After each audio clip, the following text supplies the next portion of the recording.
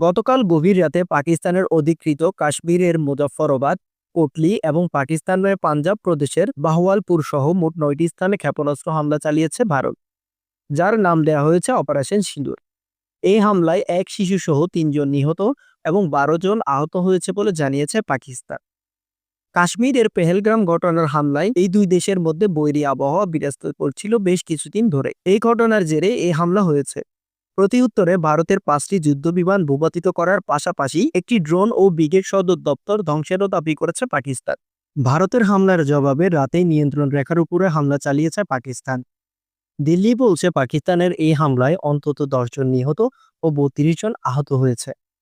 পাকিস্তান দাবি করছে ৩ Rafale, ১ MiG সহ ভারতের ৫টি যুদ্ধবিমান ভূপাতিত করেছে।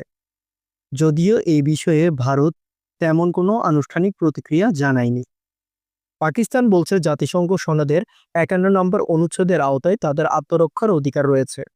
দেশটি হুঁশিয়ারি দিয়ে বলেছে, সার্বভৌমত্ব লঙ্ঘন ও বেসামরিক লোকজনকে হত্যার প্রতিশোধ নিতে সময়মতো ভারতের বিরুদ্ধে সমুচিত জবাব দেওয়ার অধিকার রাখে তারা।